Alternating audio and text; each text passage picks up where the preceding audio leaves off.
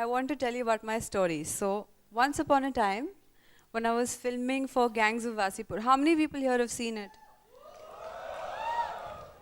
It's nice to know. When I was filming for Gangs of Wasipur, I asked Anurag a question. I said, what is better? Happiness in your real life or happiness in your real life? And he said, we'll leave what he said for later. Okay? The topic I was given here today is love art in yourself, not yourself in art. You know, it's very easy to talk on such vague topics because they're so umbrella, you can really pretty much say whatever you want and get away with it. So I hope to do that today. I hope none of you catch me. Anyway, let's get personal, right? I always wanted to be an actor ever since I was a little kid. When I was 4, my father has this belly. So I put a pillow inside and started walking around like him, and it got me a lot of laughs. All my relatives were laughing, my mother was laughing, and it satisfied my need for approval and appreciation. But it also gave me great joy to make so many people laugh at the same time. And ever since then, I decided this is what I wanted to do with the rest of my life. I want to share with you a picture of my first, one of my early performances. This one. That's me visiting a village where our Bua has a school and hanging out with the villagers. Of course, you can see none of them are interested in me. They're looking at the camera. But I am actually dancing to Mere Haathon Mein Nau Nau Chudiyan Hain on this charpai. Okay? I'll also share with you my first photo shoot, which I styled myself. Don't miss the swag in this one. Okay, that's me, complete with the Hawaii chappal on the terrace of our old house. And so, I had taken my first baby steps. I always prided myself on being able to spread so much laughter and joy everywhere I went. You know, it made me really happy to be able to do that. My mother enrolled me in dance classes when I was 6. I joined the school choir, and you get the drift. Basically, I was heading towards a career in the performing arts. And from then on, I knew this is all I wanted to do. And I became a professional actor, meaning that I thought I could pay my bills with Oye Lucky Lucky Oye in 2008. There. It's one of the behind the scenes pictures from Gogi Bhai's dance troupe. It says, I think, Ashu Chit Fund behind. That's me on the, as you can see. The release coincided with terror attacks in Bombay. That was 26/11. It literally coincided with that. We had the first show of the film in Goa at the film festival at 8 p.m. And within half an hour of that, we all know what happened at Colaba and at several places in the city of Bombay. The city was under siege. And of course, the film didn't open too well. It became a sleeper hit over time, but it really made me very sad. But my personal sadness of my first film not giving me the eyeballs that I deserved was nothing compared to the tragedy of the nation. So I let it go. I had lots of reviews, but no work for close to 2 years.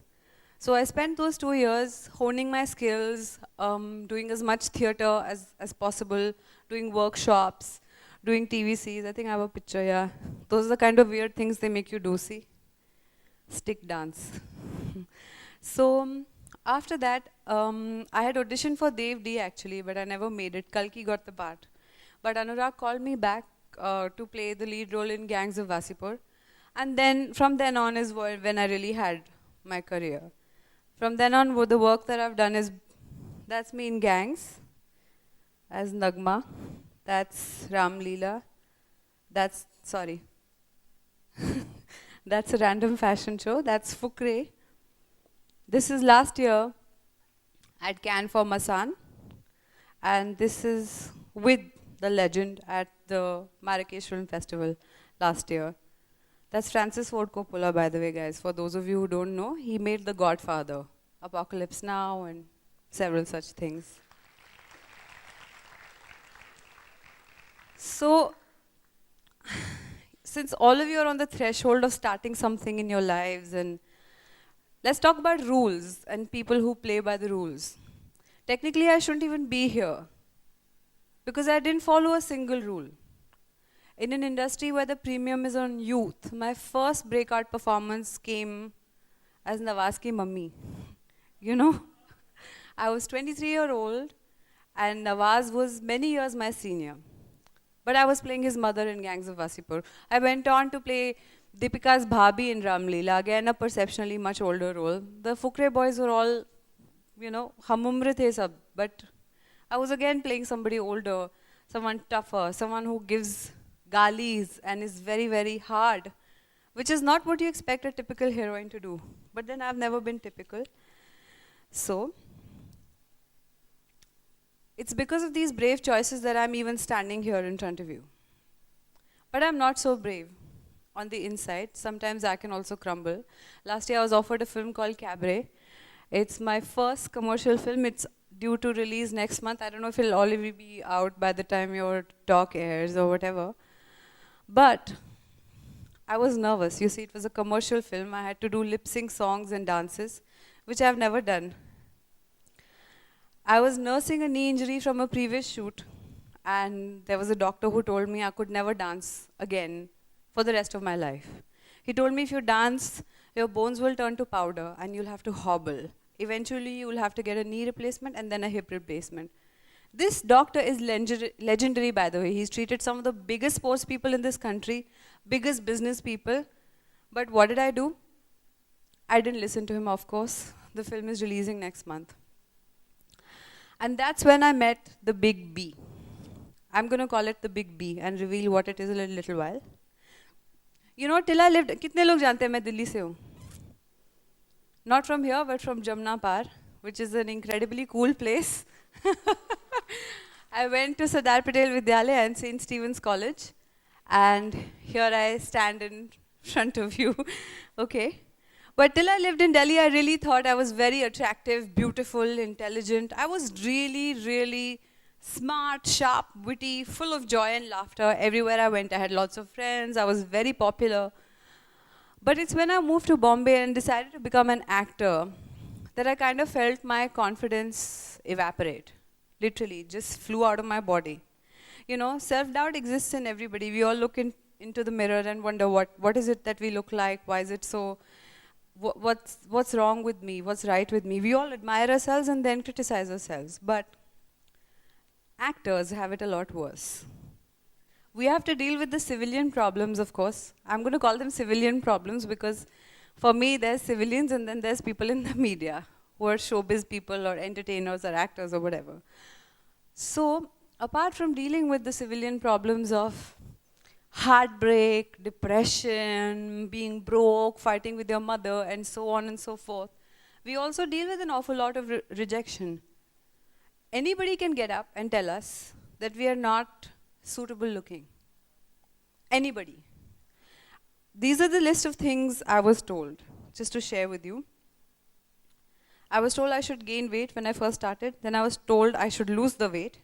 Then I should fix my nose, fix my lips, just like make them big and pouty, get a boob job, grow my hair out, get highlights, get fake eyelash extensions, fake gel nails, keep squatting for a bigger booty, and wear Spanx, pout while talking, dilate my pupils, and listen attentively, all in the same breath. So, all that goes on. And I really crumbled under the pressure of this new film I had signed, like a wrecking ball had hit me. Bulimia. That's the big B I spoke about. Does anyone know what that is? Anyone dealt with it? Okay, it's okay if you don't want to come out. It's fine.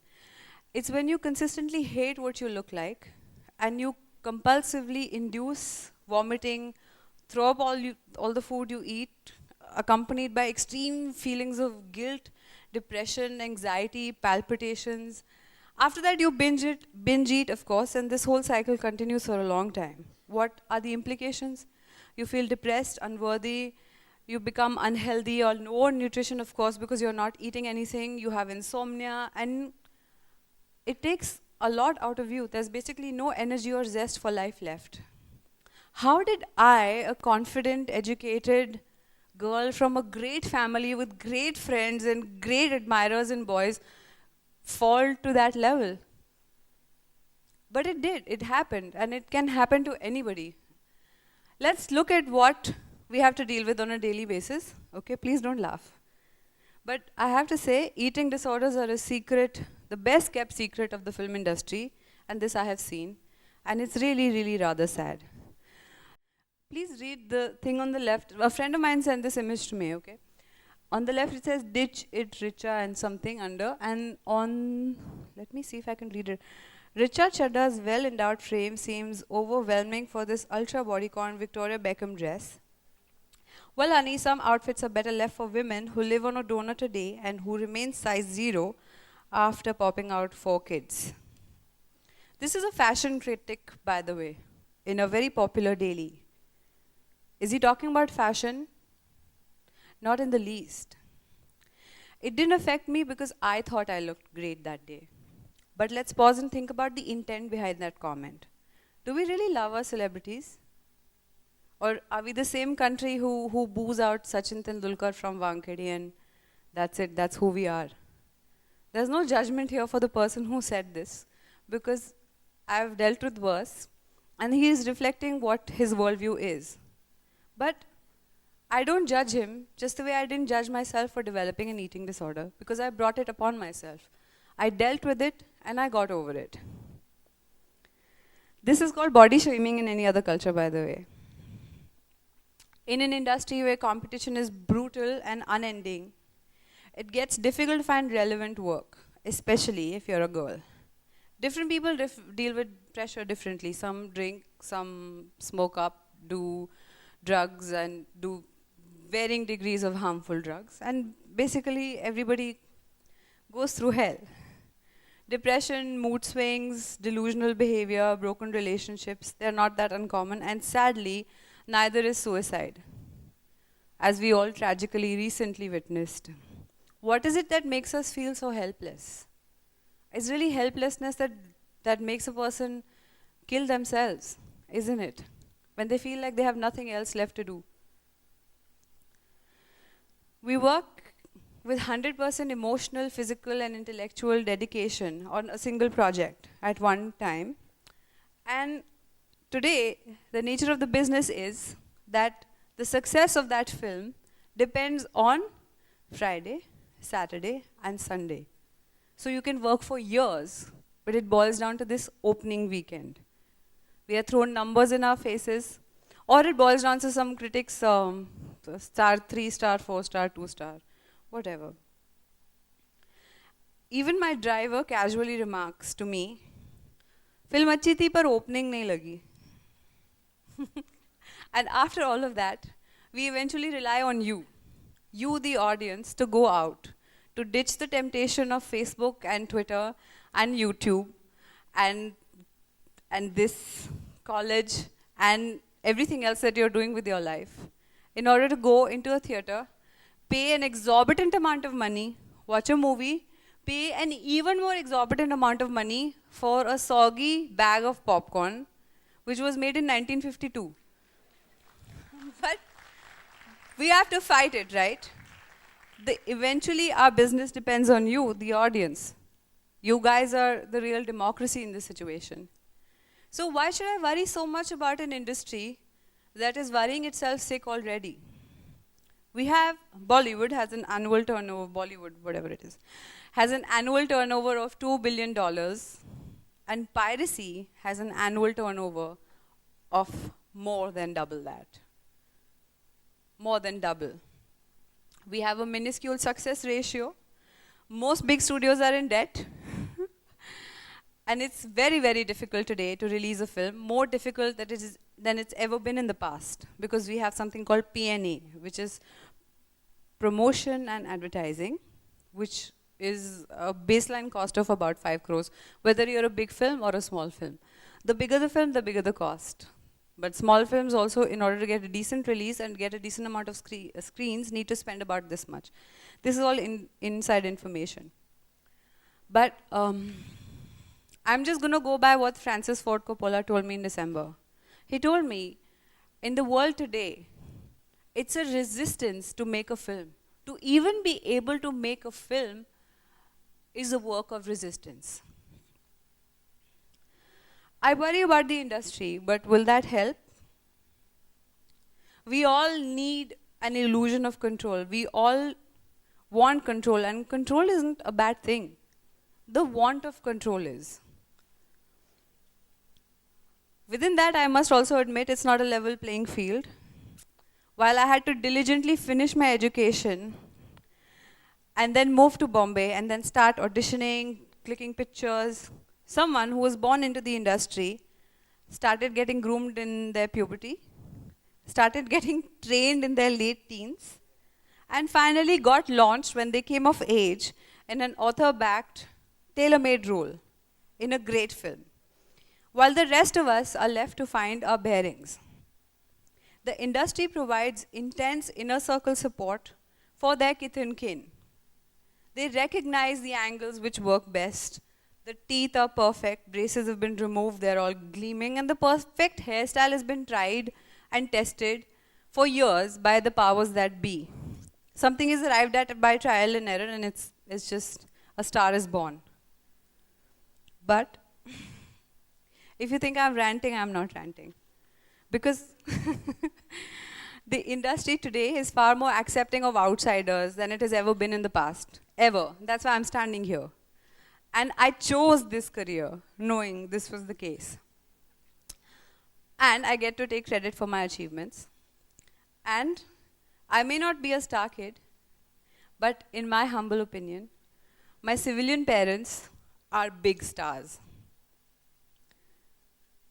So, is your life yours alone or your parents'? Hold on to that thought. The day I admitted to myself that it was okay to be flawed, okay to be emotional, because that's really the driving force of my performance, and basically stopped trying to please anybody, I became alive. I became attuned to my vulnerability and my naivete, which safeguards me against becoming some kind of jaded, cynic uncle or auntie. I can be happy in my skin.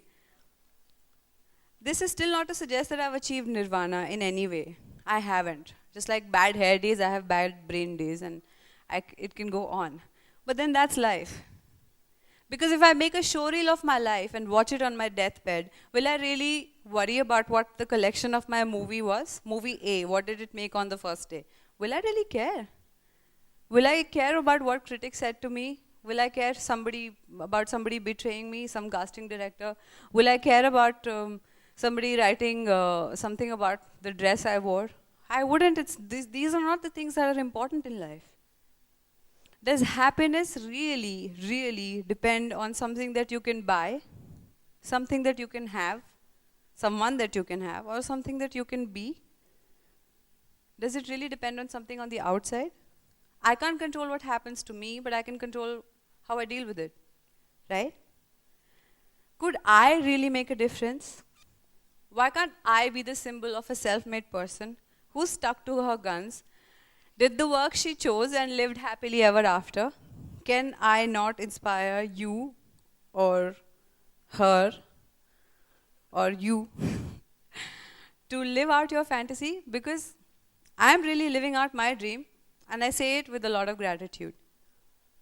It could get better, right? I could get bigger, more famous, have more money. But then what is it that can't really get better? I can tell you, I'm happy. And I'm most happy about being here today and talking to you, sharing all this with you, because I know it'll make an impact somewhere. Could I not instill confidence among the thousands of others who dream of getting out of their boring middle-class existence? Anybody relate to that feeling here? I'm sure we all do. When an unknown girl looks at me and knows she needn't compromise on her integrity in order to get ahead, is that not a good enough reason for me to exist and to eventually flourish? Is my life mine alone, or does it belong to the universe?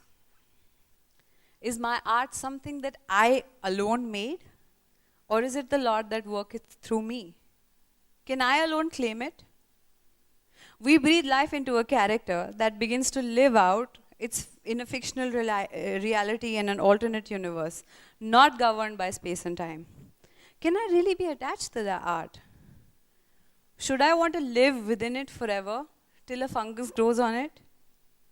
Am I not a piece of art? The question I asked at the beginning of this talk, I say I pick happiness in real life. Thank you.